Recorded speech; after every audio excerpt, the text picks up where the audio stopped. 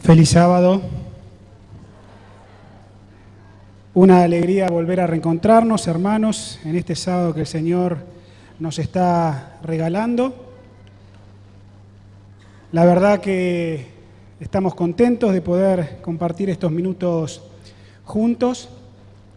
Y hermanos, antes de poder compartir la meditación de esta mañana, que creo que es importante para la vida de la iglesia, necesito simplemente hacer un comentario que en realidad son dos. Lo hago porque estoy autorizado a hacerlo, pero saben que dentro de los objetivos que uno se propone y que ya está charlado con los ancianos, con la Junta, es por lo menos este año encarar todo lo que tiene que ver con la reforma de la iglesia, hermosear un poco el templo que ustedes ven que está un poco decaído. Una de las cosas que le decía a los hermanos en el primer turno es que me da mucha cosa personal ver que ustedes se abaniquen. Me da mucha cosa porque también yo que estoy acá lo sufro bastante. Nosotros esta tarde vamos a tener una reunión que va a plantear los desafíos que tenemos en las próximas semanas inmediatas, durante marzo, y quiero decirles que para el mes de abril, fines de abril, nosotros vamos a tener una movida importante, misionera. 100 pastores de todo el territorio de la Argentina van a estar haciendo un evangelismo importante y fuerte aquí en Capital y en la zona norte, y como parte de ese programa vamos a tener una semana de evangelismo, en la cual la iglesia de Palermo ha sido escogida para que sea la anfitriona de todas las iglesias de Buenos Aires durante esas noches del mes de abril. Para esa fecha, nosotros en un trabajo conjunto con la asociación vamos a tratar de dejar la iglesia que vos ves diferente. Así que esta iglesia que ves, de acá a pocas semanas, va a ser un poquito distinta. Claro que hay que ajustar algunos detalles, sobre todo los económicos, pero para poder tener la iglesia linda para el mes de abril, nosotros vamos a empezar a trabajar fuerte durante las semanas que vienen. Dentro de ese combo de trabajo que ya estoy autorizado a decirles que va a ser así, una de las cosas que me preocupa, hermanos, sinceramente, son lo que nosotros estamos sufriendo a través de los aires acondicionados. Y realmente esto, al ver cómo sufrían el sábado pasado, porque me contaron que fue tremendo y menos mal que no está haciendo el calor que hizo ayer, pero al verlos abanicar a mí la verdad que me da suficiente cosa como para tomar el toro por las astas, viendo los números y analizando las cosas, pero tomar en serio. Ya me puse en contacto personal con gente de Surrey para que, si Dios quiere, esta semana puedan venir a evaluar los equipos. Una de las cosas que ya está hablada, y más que hablada, no vamos a invertir más en poder refaccionar estos equipos que están totalmente obsoletos y muy manoseados y no están dando, apenas nos tiran una brisa que no da para poder estar bien y cómodos. Y coincidiendo con lo que Antonio nos decía en esta mañana, que tenemos mucho que agradecer al Señor por tener la iglesia que tenemos, pero creo que es nuestra responsabilidad tenerla mejor de lo que la tenemos. Y entonces, en ese sentido, más allá de lo que en conjunto con la asociación nosotros podemos hacer para embellecer la iglesia, sean pisos, alfombra, pared, iluminación, sonido, o lo que sea, creo que el foco principal que nosotros tenemos también es que podamos mejorar la calefacción y el aire acondicionado de la iglesia. Para que ustedes se den idea, no hay números finales, no estoy pecando porque lo diga, simplemente para que tengan una realidad. En consulta con la gente de Surrey, un equipo más o menos, uno de los equipos que andan entre 18.000, 20.000 frigorías cada equipo debería tener, y para que ustedes se den una idea, estos equipos, dependiendo del modelo, entre $3.500 y $4.000 cada equipo. ¿Está bien? Entonces ustedes se dan una idea, ¿verdad?, de lo que significa el costo de cambiar los equipos y ponerlos a nuevo. Porque esa va a ser la idea, no vamos a invertir más en arreglar estos equipos. ¿Por qué les digo esto? Porque uno puede tener sueños y ideas, y yo sé que la iglesia tiene muchos frentes abiertos, cada uno colabora y coloca donde uno puede, pero lo que estamos sufriendo solo lo podemos solucionar nosotros mismos, hermanos. Nadie nos va a solucionar el problema, lo tenemos que solucionar nosotros mismos. Y si cada uno, Dios pone en su corazón, ¿qué voy a hacer para mejorar esto? ¿En qué puedo aportar? Ahí es donde yo te digo que, uno hacía simplemente un cálculo, si cada uno, familia, no sé, como Dios ponga los recursos, pudiésemos dar 1.000 pesos, 1.500, 2.000 pesos, Y yo creo que podemos no cambiar los 6, pero empezar cambiando 1, 2, 3, como para que la cosa mejore. Déjenme decirles que una iglesia amiga y una iglesia hermana va a votar, ¿verdad? Porque me lo dijeron, va a votar si es necesario que nos den un préstamo, porque no conseguimos de otra manera, pero que nos dé la iglesia el préstamo y después devolvérselo, una suma importante de dinero para que podamos comprarlo y después con el tiempo nosotros podamos... Hasta eso, hermanos, hay gente que está dispuesta a hacer, que sabe de la realidad de lo que estamos viviendo. Entonces, pongo el desafío en tu corazón, pongo el desafío en nuestros bolsillos para que el Señor nos ayude a arreglar este problema. Si está en tu corazón el que pueda hacerlo, simplemente en tu sobre pone pacto aires acondicionado. Y ya la gente de tesorería sabrá dónde pondrá ese dinero, ¿verdad? Para que ojalá en poco tiempo nosotros empecemos a sentir la diferencia en este templo. ¿Se entendió?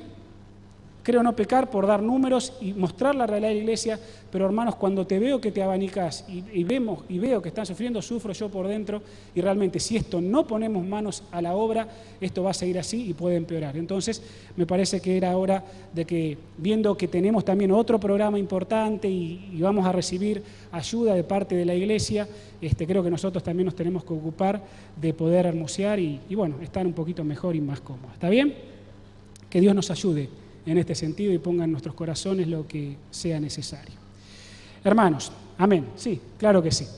Hermanos, vamos a analizar en los minutos que tengo una doctrina. Dentro de la doctrina de la iglesia, como vinimos haciendo hace 15 días, pero esta vez vamos a analizar la creencia fundamental número 18, que tiene que ver con el espíritu de profecía, el don profético en la iglesia. Ustedes están viendo allí, ¿verdad?, en la diapositiva acerca del testimonio de Jesús, y la pregunta disparadora es: ¿por qué creemos que Elena de White es profeta en la iglesia adventista? ¿Por qué creemos que Elena de White es profeta en la iglesia adventista? Para algunos será un tema conocido. Algunas de las cosas que voy a mencionar en el sermón seguramente las escuchaste en otra oportunidad, pero me parece que para la gran mayoría que a veces o no captamos, si lo escuchamos alguna vez, o quizás desconocemos el tema, me parece apropiado que más allá que lo hayas podido conocer o no lo conozcas, vamos a plantear algunas cosas que realmente son sorprendentes. Déjenme decirles en primer lugar que 1 Corintios capítulo 12, ustedes conocen muy bien ese capítulo de la Biblia, habla acerca de los dones espirituales y que Dios repartió dones a la iglesia: el don de la enseñanza, el don de la predicación, el don de sanidad, el don de hablar en otros idiomas, el don de profecía, en fin, ¿no? Y después el apóstol San Pablo compara, hablando de los dones, compara a la iglesia con un cuerpo, y cada miembro del cuerpo cumple una función diferente. De alguna manera los dones son esos miembros del cuerpo que de manera armoniosa trabajan esos dones. ¿Para qué? Para poder llevar adelante la obra de Dios y cumplir la misión de Dios en la tierra. Cuando uno ve bíblicamente, bueno, ¿qué órgano está representado en el cuerpo, el don de profecía? Sin duda que uno llega a la conclusión que el don de profecías son los ojos de ese cuerpo. Son los ojos de ese cuerpo. ¿Cómo sabemos esto? Y porque la Biblia lo menciona de esta manera, en 1 Samuel, si ustedes me acompañan como primer versículo de análisis. Primer libro de Samuel, el capítulo 9, versículo 9, dice así. Primer libro de Samuel, capítulo 9, versículo 9. Antes, el que iba a consultar al varón de Dios en Israel decía: vamos hasta el vidente, porque el que ahora se llama profeta, antes se lo llamaba ¿cómo? ¿Cómo se lo llamaba? Vidente. ¿Qué es un vidente? Un profeta, sí, eso dice el texto. Pero ¿qué es un vidente? Uno que ¿qué? Que ve. O sea que el profeta es uno que ve. De ahí vamos desprendiendo que los ojos de la iglesia, los ojos del pueblo de Dios, son los profetas. Los profetas permiten ver cosas que el pueblo no vería si no tuviese ese órgano espiritual, que ese profeta, el don de profecía. ¿Está bien? Cuando la iglesia, el pueblo de Dios, rehúsa escuchar la voz profética, algo pasa.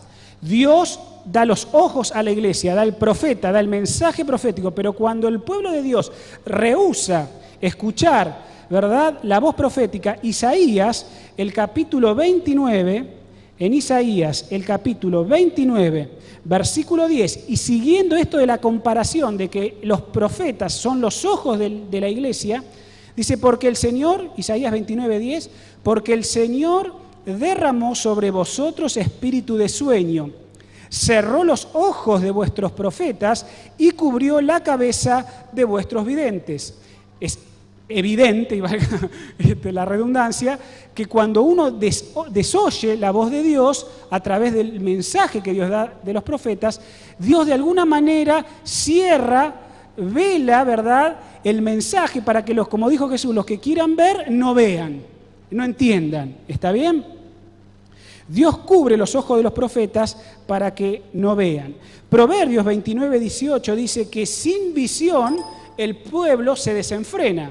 Sin visión el pueblo se desenfrena. O sea, si no están los ojos, si no hay visión, el pueblo se disipa, se desenfrena, no sabe para dónde ir. Por eso Dios necesita guiar a su pueblo a través de sus ojos, a través de la visión. ¿Está bien? Ahora, es interesante porque esa palabra visión, jasón, es la misma palabra que se utiliza para las profecías de Daniel, las grandes profecías, ¿no? Son las visiones proféticas. Cuando no hay visión profética, cuando se desoye la visión profética de Dios, el pueblo se disipa, el pueblo se desenfrena. Apocalipsis capítulo 3, el versículo 18, que ustedes conocen muy bien, ¿verdad?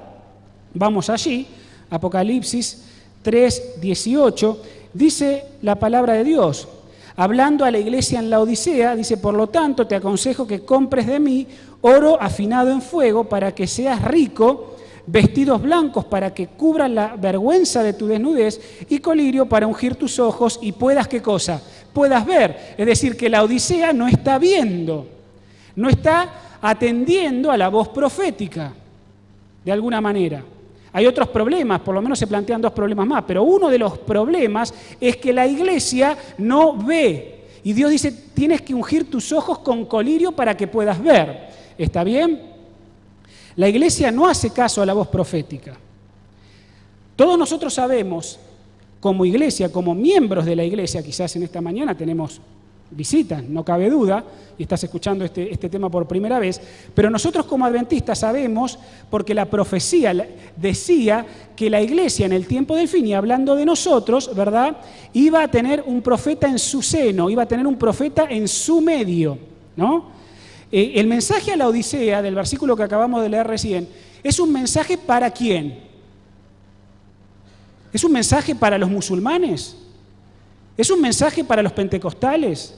¿Es un mensaje para los judíos? No, es un mensaje, el mensaje a la Odisea es un mensaje claro para cada uno de nosotros, miembros de la iglesia adventista. Nosotros somos la iglesia de la Odisea. Nosotros somos los que tenemos problemas de ceguera. ¿Está bien? Por eso, qué importante es entender, no rechazar el don profético y saber que la iglesia iba a tener el don de profecía. ¿Dónde nosotros tenemos eso? Bueno, en Apocalipsis 17, allí se dan las características dos características del pueblo remanente. Ustedes conocen muy bien ese texto, ¿verdad? Esas dos características dice que Satanás, el dragón, se iba a irar, se iba a enfurecer contra la mujer, es decir, la iglesia, y se iba a hacer guerra contra el resto, contra el remanente, contra los que quedan. ¿Quiénes son? Dos características. Guardan los mandamientos de Dios, los 10 mandamientos, inclusive el cuarto mandamiento que siempre sabemos y ya lo predicamos muchísimas veces. Y también dice que tiene el testimonio de Jesús. El título del sermón de esta mañana dice, toma el testimonio, ¿no? Tiene el testimonio de Jesús, dice el remanente. Guarda los mandamientos de Dios y tiene el testimonio de Jesús. Cuando nosotros vamos a Apocalipsis 19:10, allí se da la clave profética para poder entender que es el testimonio de Jesús. Dice allí, Apocalipsis 19:10, yo me postré, Juan, a sus pies. ¿A los pies de quién? Del ángel, que era el que estaba participando en la visión. Yo me postré a sus pies para adorarlo. Y él me dijo, no hagas eso. Fíjense qué interesante, ¿no? Un ángel dice, no me adores. Y a veces los seres humanos nos damos la prerrogativa que alguien se arrodille y nos bese los pies. Pero un ángel superior a cualquier ser humano dice, no, no lo hagas, no te arrodilles, le dice a Juan, ¿no? Yo soy siervo como tú, yo soy un siervo como tú. Y como tus hermanos, palabra clave, yo soy un siervo, le dice el ángel, como tú. Juan, yo soy un siervo como tú. ¿Juan qué era? Profeta. Dice, yo soy un siervo como tú, yo soy un enviado como vos. Yo tengo un mensaje para darte. No te arrodilles ante mí. Yo soy como tus hermanos, ¿no? Dice, no hagas eso, yo soy siervo como tú y como tus hermanos, que se atienen, que retienen, ¿qué cosa? El testimonio de Jesús. Una de las características del remanente del cual Satanás se enfurecería. ¿Está bien? Estos, o sea, vos, le dice el ángel, Juan, tus hermanos retienen el testimonio de Jesús, tienen el testimonio de Jesús. Adora a Dios, le dice el ángel, porque el testimonio de Jesús es el espíritu de la profecía. Y ahí sabemos que puede representar al profeta, puede representar el don en sí mismo, ¿verdad? Y algunas características más. Pero sabemos que el espíritu de la profecía misma, ¿no? Sabemos que Juan, sus hermanos, tienen el testimonio de Jesús, es decir, retienen el espíritu de profecía. Y es lógico que sea así, porque si Juan es profeta, es lógico que tenga el espíritu de profecía, porque ¿cómo va a profetizar Juan o sus hermanos si no tienen el don de profecía? Por eso retienen eso en su ministerio. Pero un versículo más aclarador es el que está en Apocalipsis 22, 8 y 9. Dice, yo Juan soy el que oyó y vio estas cosas, y después de haber oído y visto, me postré para adorar a los pies del ángel que me las estuvo mostrando. Pero él me dijo, no lo hagas. ¿Le suena familiar la escena? No lo hagas, porque yo soy siervo contigo, con tus hermanos soy siervo. ¿Quiénes? Los profetas. Ahí aclara quiénes son los hermanos de Juan. Son los profetas, como vos, y con los que guardan las palabras de este libro. Entonces, hermanos, querida iglesia, amigos, jóvenes, cuando uno hace una comparación triple entre Apocalipsis 12, 17, Apocalipsis 19, 10 y Apocalipsis 22, 9, sobre todo, ¿verdad?, donde se plantean las escenas y los mismos símbolos, uno se da cuenta, ¿verdad? En Apocalipsis 19, 10, los hermanos de Juan, ¿qué tienen? El testimonio de Jesús. ¿El testimonio de Jesús qué es? El espíritu de profecía. En Apocalipsis 22, 9 se nos dice quiénes son los hermanos de Juan. ¿Quiénes son? Son los profetas.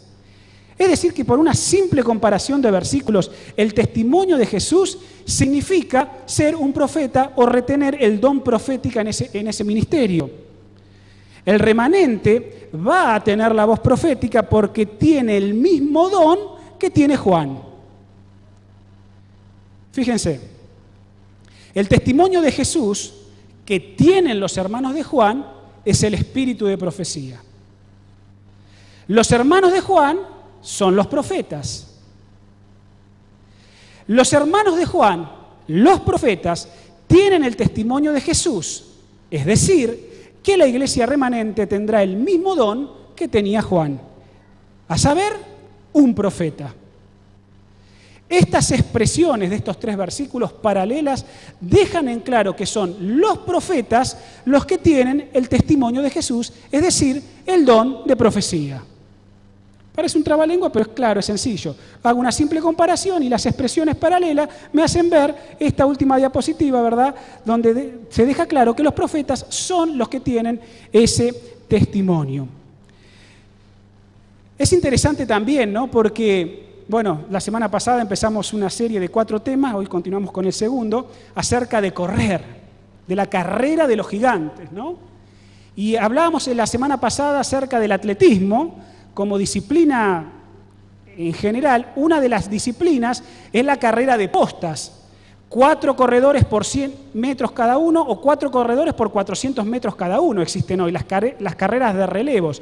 Bueno, esos corredores, ¿verdad?, que participan en esa disciplina del atletismo, en una zona que está delimitada para que puedan pasarse ese palito, esa varilla, es interesante de dónde vienen los orígenes de todo esto.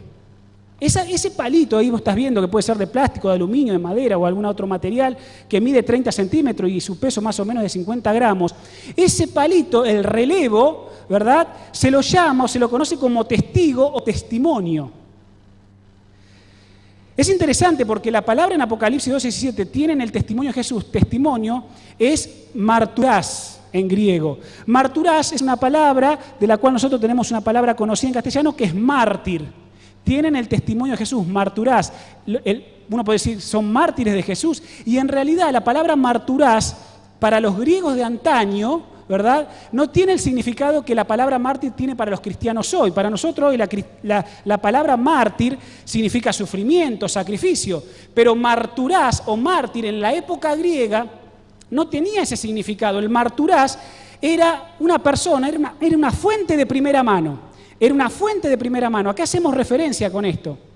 Y de ahí uno ve cómo la carrera de relevos, que viene desde aquellos años, ¿está bien?, sobre todo en la época griega, dice, la carrera de relevos tiene su origen en las sociedades antiguas, donde la velocidad y resistencia de los corredores para transmitir el mensaje de una ciudad a otra era muy importante. Miren qué interesante, ¿no?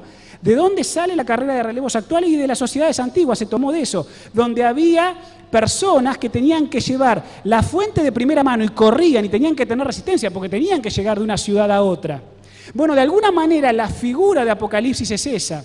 Es decir, Dios a lo largo de la historia, un don que fue pasando de generación en generación, fue pasando el testimonio, fue pasando el relevo. Fue pasando el testigo. ¿Y cuál es ese testigo? Es el espíritu de profecía. Dios fue levantando profetas, ¿para qué? Para dar un mensaje a su pueblo, para guiar a su pueblo, para corregir a su pueblo. En diferentes épocas Dios fue pasando el testimonio. Y ese testimonio, claro, es el testimonio de Jesús, porque los profetas, si hay algo que hacen, es dar testimonio de nuestro Señor Jesucristo. ¿Hasta acá está claro?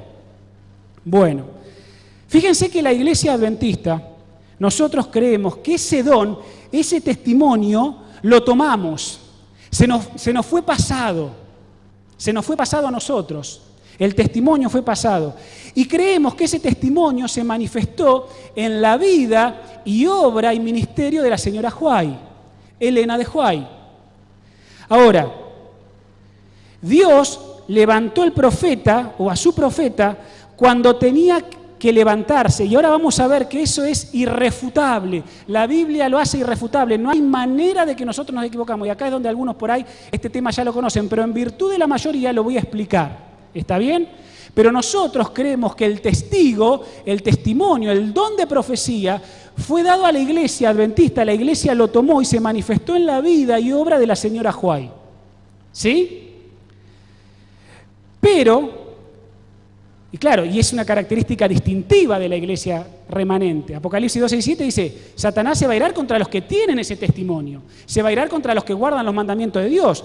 Pero para ser la iglesia de Dios, no solo hay que tener el don de profecía, hay que tener la paciencia de los santos, dice la Biblia. Hay que guardar los 10 mandamientos, lo vimos. Hay que tener la fe de Jesús, dice Apocalipsis.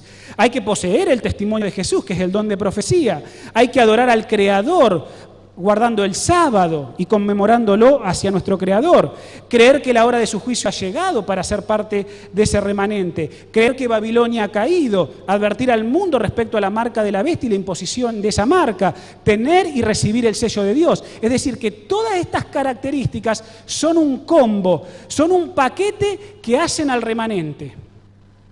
Dentro de ese paquete de cosas que caracteriza al remanente, dos importantes es que guardan los mandamientos de Dios y tienen el don profético, el testimonio de Jesús que recibieron.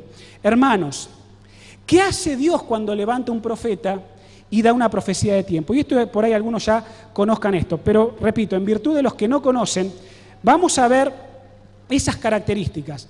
La profecía bíblica dice cuándo este don tiene que levantarse. Algunos hoy, quizá dentro de la iglesia, puede ser en algunos lugares, no sé, puede ser fuera de la iglesia, ni que hablar. Dice, no, porque yo soy profeta o porque Dios me dio. Nosotros tuvimos situaciones en la iglesia de que se levantaron personas que decían ser profeta de Dios. Pero la profecía bíblica dice cuándo ese don se tiene que levantar.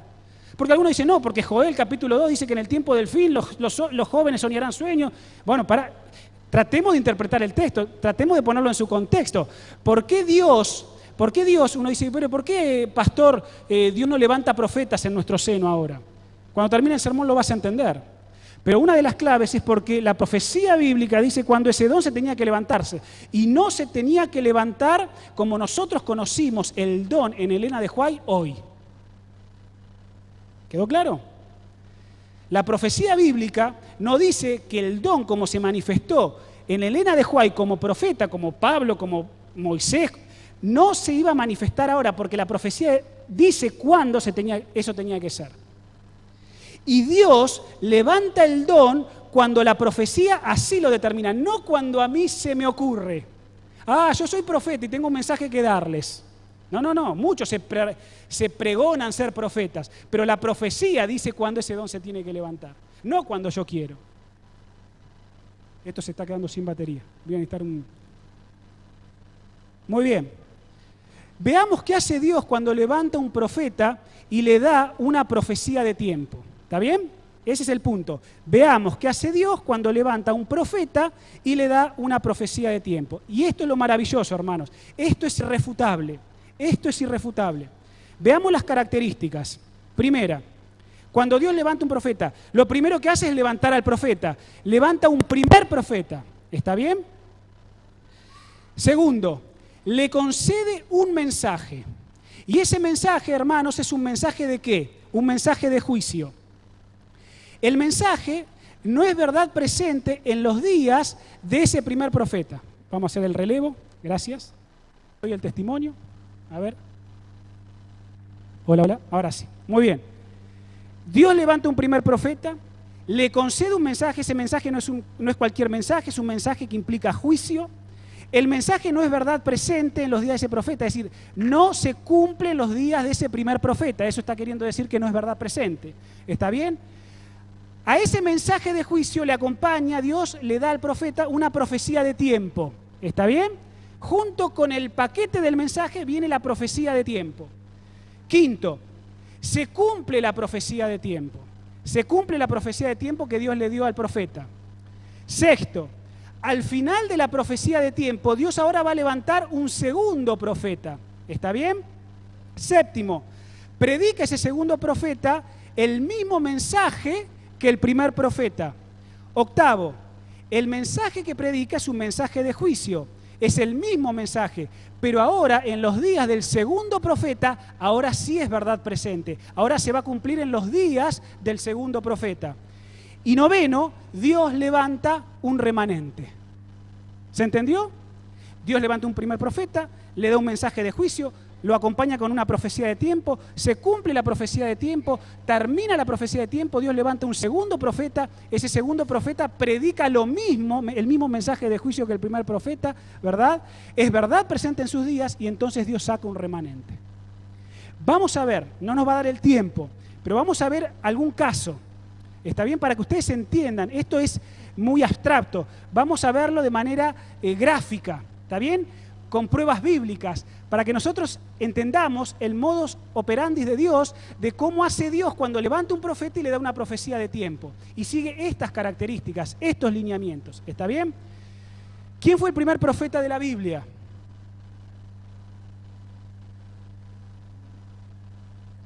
¿Quién? Enoc. ¿Están de acuerdo? Sí, fue Enoc. ¿Cómo sabemos eso? Bueno, ahí en el Génesis enseguida. Pero ¿dónde la Biblia dice que Enoc fue profeta? ¿Dónde dice, pastor, la Biblia que Enoc fue profeta? Judas, capítulo 1, porque tiene un solo capítulo. Ahí, ese librito antes de Apocalipsis. Judas, versículos 14 y 15. Judas 14 y 15. Dice así. De ellos, y ahora vamos a ver quiénes son ellos, también profetizó Enoc, séptimo desde Adán, cuando dijo, el Señor viene con santas decenas de millares. Pregunto, dice profetizó Enoc. Si profetizó Enoc, ¿qué era? Profeta. ¿Qué profeta no profetiza, no? O sea, si profetiza es porque es profeta. Entonces, la Biblia dice que Enoc era profeta. Profetizó de ellos Enoc, séptimo de Adán, cuando dijo, el Señor viene con santas decenas de millares. Escuchen el mensaje, porque Dios levanta un profeta, le da una profecía de tiempo y el mensaje que le da es un mensaje de juicio. Versículo 15, el mensaje es, a juzgar a todos y a vencer a todos los impíos de todas las malas obras que cometieron y de todas las insolencias que pronunciaron esos impíos pecadores. ¿Es un mensaje de juicio? Claro que sí. ¿A quién está haciendo referencia ese mensaje? Bueno, hermanos, uno sabe que este mensaje es una profecía de doble aplicación. En primera instancia, Enoc estaba profetizando acerca de la generación antediluviana. Le está predicando a eso, pero acá está diciendo que Jesús viene con sus millares de ángeles. Claro, porque el texto tiene una doble aplicación.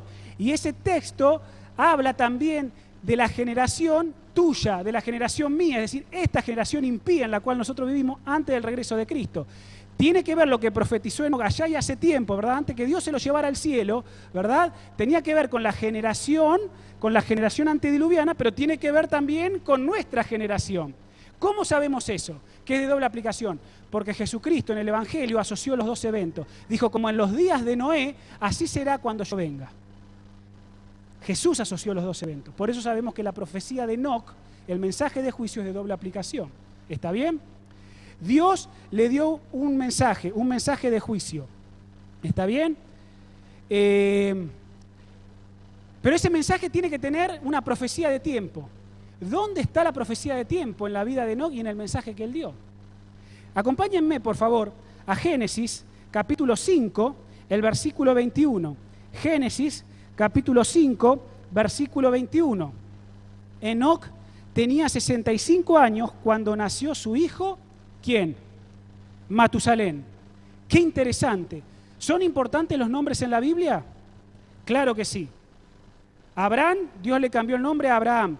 A Jacob, Dios le dijo, tú te llamarás Israel. Y así podríamos ver cómo los nombres son importantes y tienen una significación trascendente en la Biblia. Y en el Antiguo Testamento ni que hablar. En el Génesis, superlativo. Ahora, el nombre Matusalén es un nombre compuesto, ¿verdad?, que viene del sustantivo mut, ¿verdad?, y de la palabra shalá. Mut significa muerte, shalá significa el participio enviado. Es decir, que cuando combinamos muerte y enviado, el nombre Matusalén significa cuando muera, será enviado. Cuando muera, será enviado. Ahora, ustedes imagínense el trauma de este chico, ¿no? Ustedes se pueden imaginar el trauma de este chico. Va caminando por la calle y no le dice, Adriancito. No le dicen Adrián. Le dice, cuando muera, será enviado. Y se le ríen todos. Todos se le ríen. Porque, ¿cómo se le ocurrió a tu papá ponerle ese nombre? Bueno, mi hermano, el mayor, tuvo un nene y le puso André Matusalén. Se le ocurrió ponérselo. Mi sobrino se llama André Matusalén en Estados Unidos. Se le ocurrió, bueno, se lo puso. André Matusalén. ¿Está bien?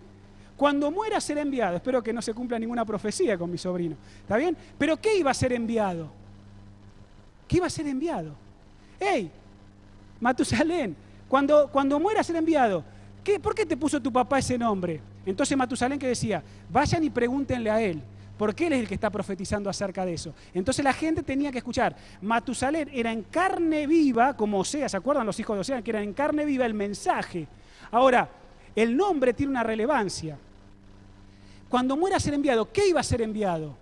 El diluvio. Cuando Matusalén muriese, el diluvio iba a ser enviado. ¿Saben que la tradición judía dice que Matusalén murió 10 días antes del diluvio? ¿Sabían eso? La tradición judía dice que Matusalén murió 10 días antes del diluvio. Eso es tradición judía.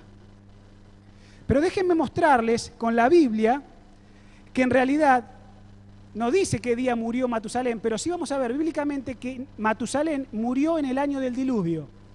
Acompáñenme por favor allí en Génesis capítulo 5, versículo 25. Dice, Matusalén tenía 187 años, y ahora noten ahí esa cifra, ¿no? Matusalén tenía 187 años cuando le nació ¿quién? Lamec. Es decir, que Matusalén vivió 187 años y engendró a Lamec. Versículo 28. Lamec tenía 182 años cuando le nació su hijo. ¿Y ese hijo quién era? Noé. ¿Está bien? En el versículo 29 ahí lo dice. ¿Y cuántos años tenía Noé cuando vino el diluvio? Génesis capítulo 7, versículo 11.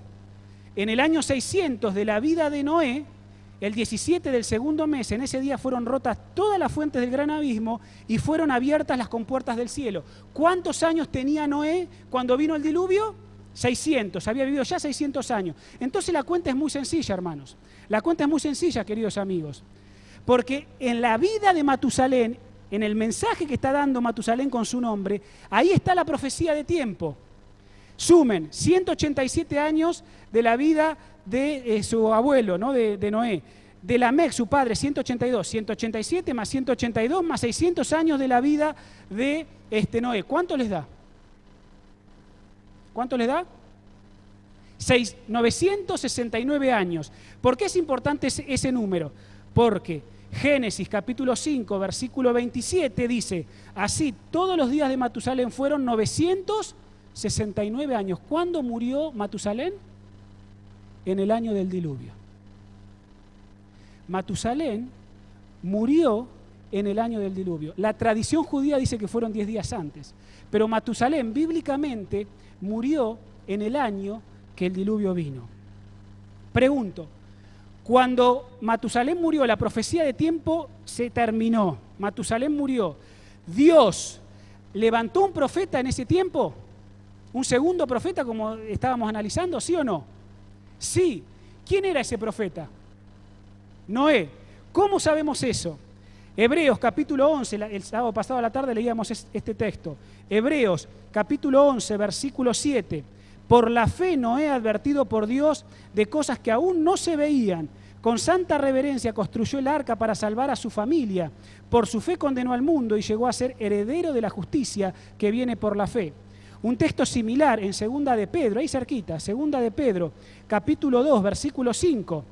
Y si Dios tampoco perdonó al antiguo mundo, sino que guardó a Noé, pregonero de justicia.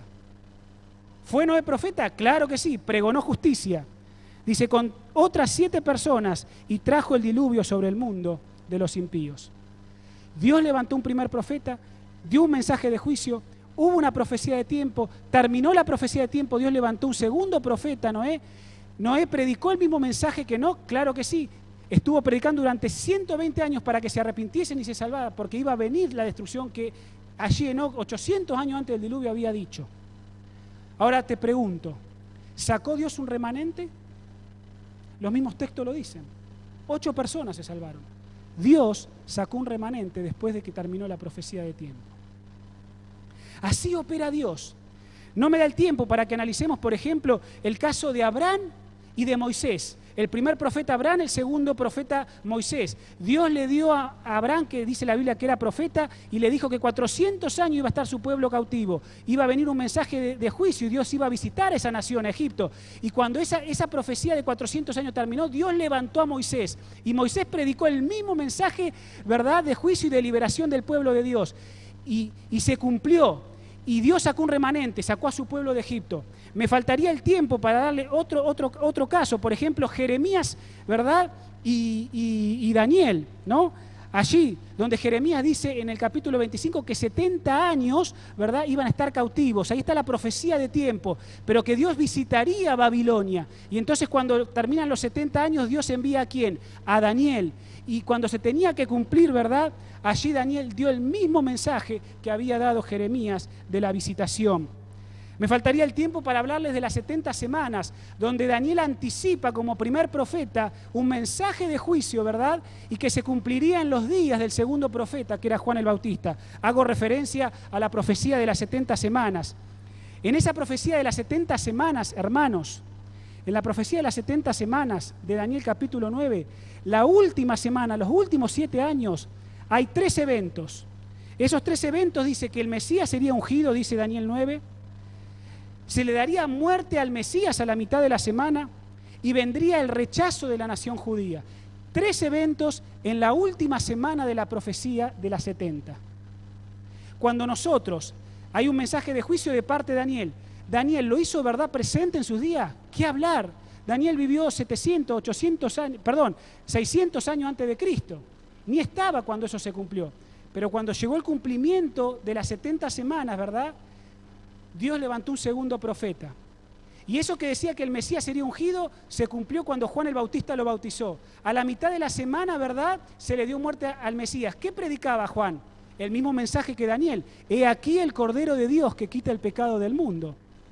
Y unos años después, mis hermanos, vino el rechazo de la nación judía con el apedreamiento de Esteban. ¿Juan el Bautista predicó acerca de eso? Sí. Ahí en Mateo capítulo 3 predicaba, ya el hacha está puesta para que el árbol sea cortado si rechazaban el mensaje, dijo Juan. Predicó el mismo mensaje que Daniel. ¿Ven el modus operandi en que Dios hace esto? Dios levanta un profeta da una profecía de tiempo. Pero para terminar, veamos el último ejemplo. Daniel 8:14. Hasta lo saben de memoria el texto. Hasta 2300 tardes y mañanas o días, que sabemos que son años, hasta 2300 años, y el santuario ¿qué va a pasar? Va a ser purificado. El santuario iba a ser purificado. ¿Hay un mensaje de juicio en ese texto? Claro que sí.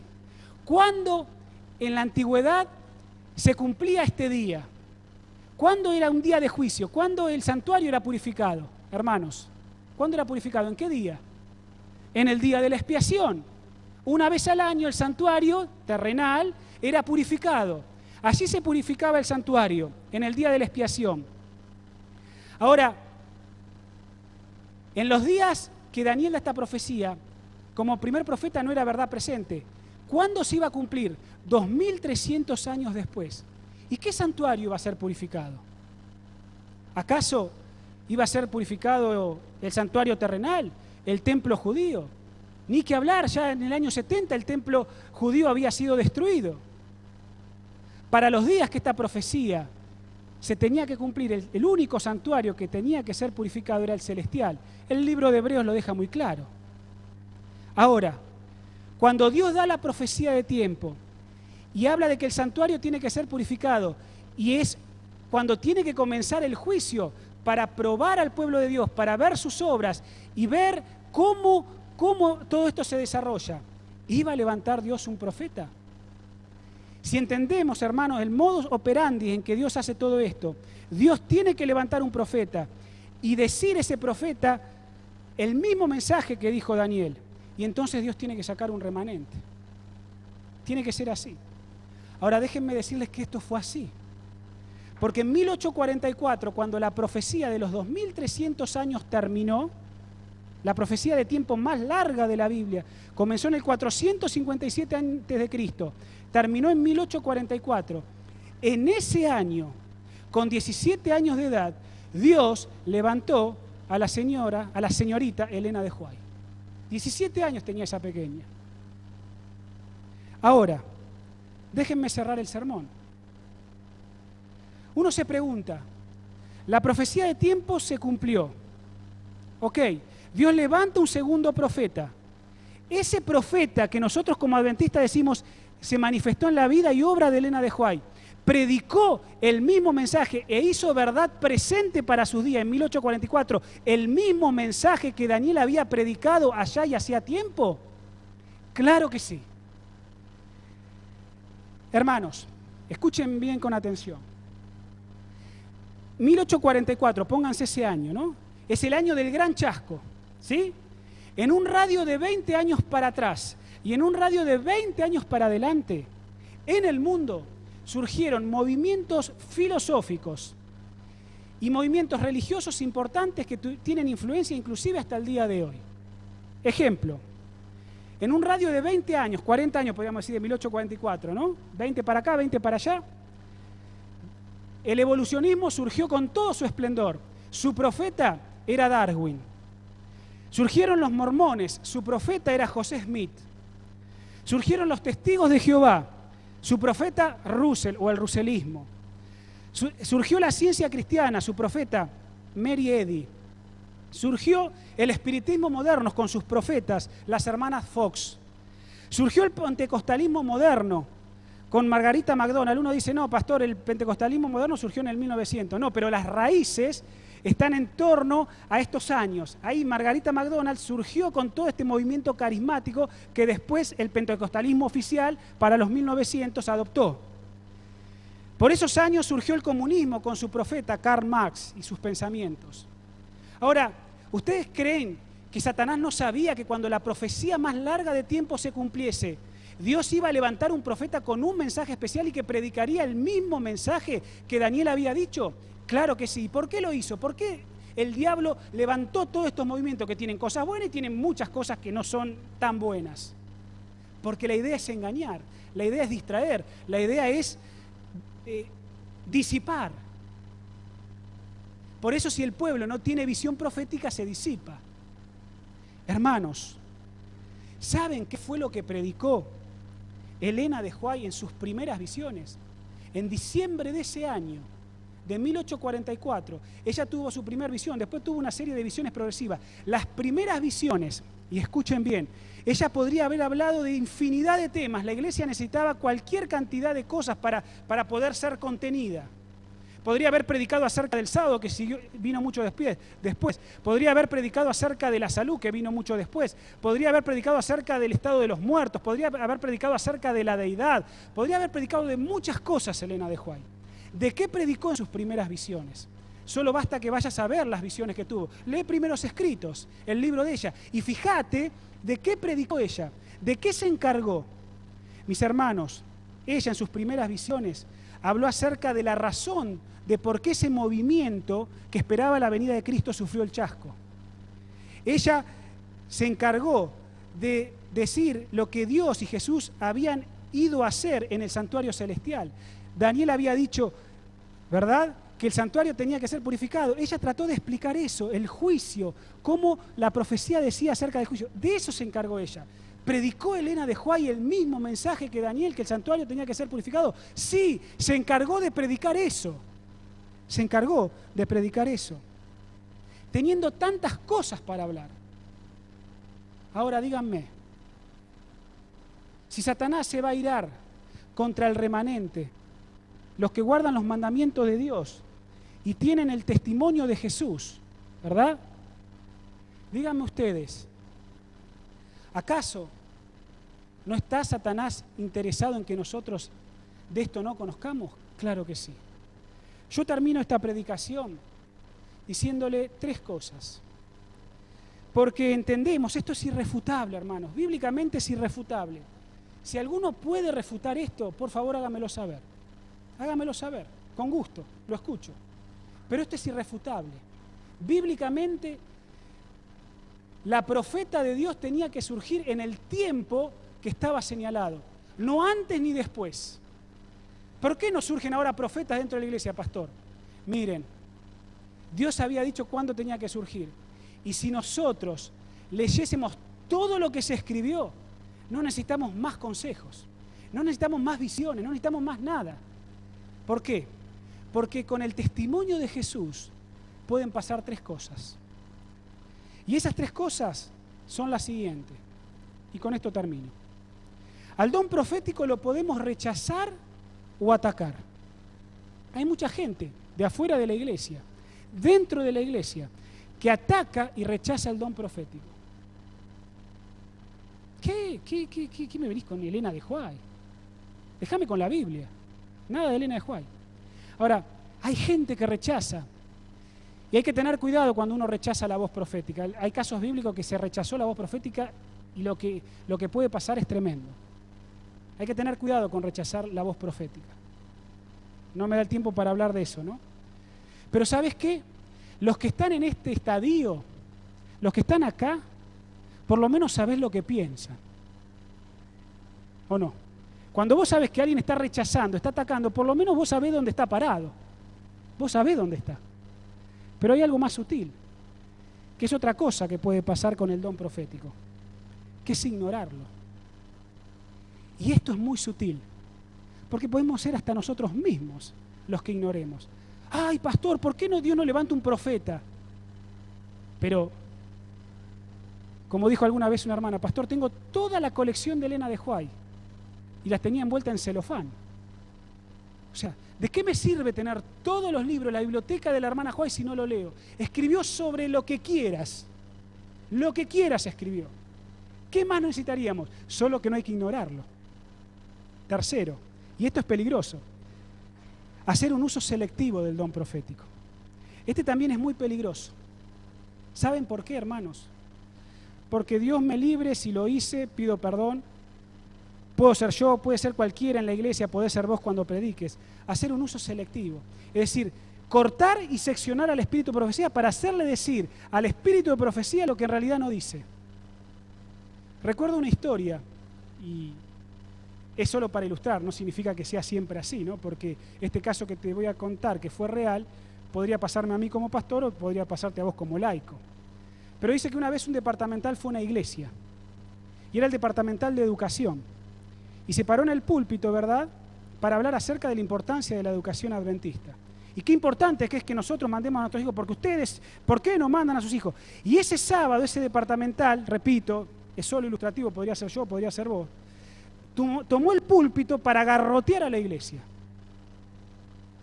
¿Por qué no llevaban a los hijos a la escuela? Y todos sabemos lo que implica y poder llevar a nuestros hijos a la escuela, lo lindo que es.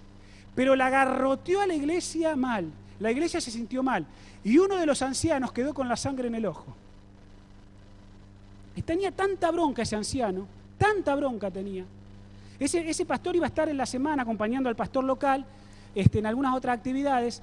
Y tenía tanta bronca por el sermón que había dado este hombre, que dice, no, yo tengo que ir a hablar con él y pedirle perdón, pero le tengo que decir lo que pienso. Cómo él utilizó el espíritu de profecía, lo seccionó y nos dio con todo. Y entonces dice que supo dónde estaban justo el pastor almorzando con este pastor departamental. Y entonces, por medio de la esposa, dijo, están allá, andá y ahí podés hablar. Así que el anciano inmediatamente se dirigió al restaurante. Y entonces cuando se acerca y ve, busca, ubica a dónde estaba, lo ve al pastor, a su pastor, y lo ve a este hombre departamental, ¿verdad? Que estaban comiendo un regio bife.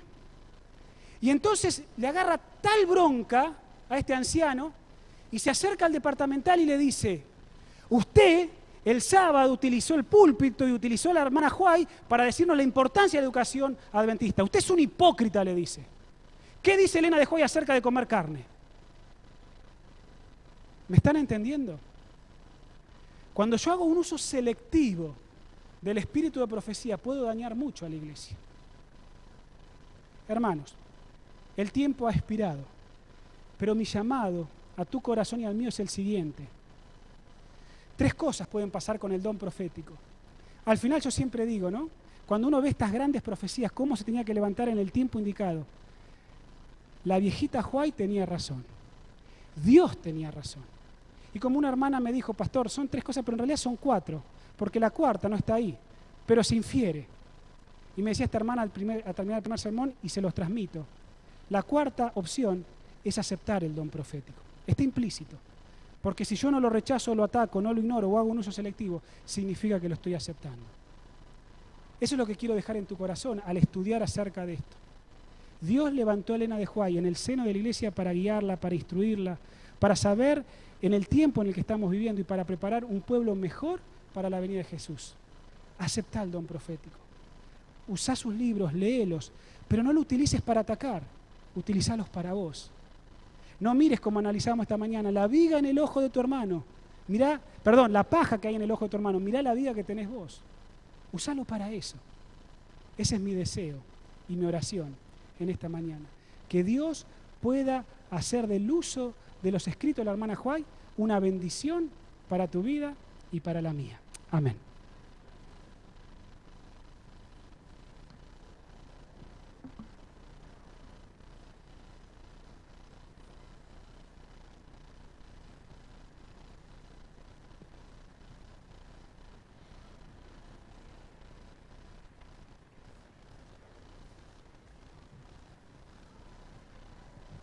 Firmes y adelante. Himno 516. Con esto finalizamos nuestro culto de hoy y los invito a que se pongan de pie, por favor.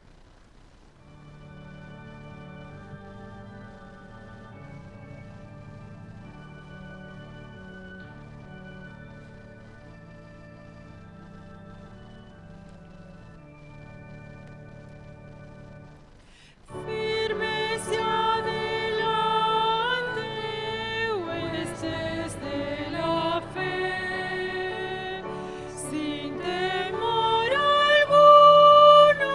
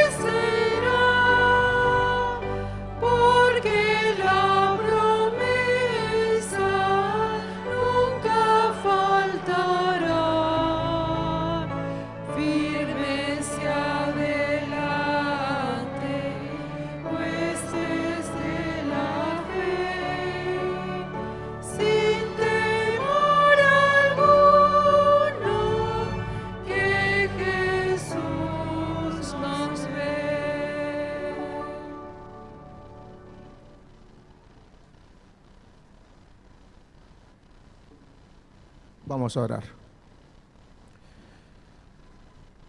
Padre nuestro que estás en los cielos, te agradecemos, Señor, porque hoy venimos a escuchar tu palabra y hemos podido, Señor, captar el mensaje. Gracias porque tu Santo Espíritu, Señor, habló a nuestra mente, también a nuestro corazón, a través de tu palabra y a través de nuestro pastor. De manera muy especial te pedimos, Señor, que el mensaje de hoy pueda quedar grabado en nuestra mente y en nuestro corazón para ponerlo en práctica como iglesia y también en forma personal. Señor, permite que podamos tomar el testimonio y así como lo dice el himno, Señor, podamos marchar siempre fieles, Señor, firmes y adelante. Acompáñanos a nuestros hogares en este momento, Señor, y permite que podamos seguir disfrutando de este hermoso sábado que nos das.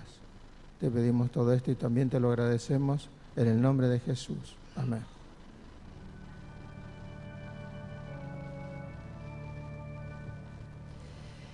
Vamos a cantar el himno número 38, Que Dios te guarde.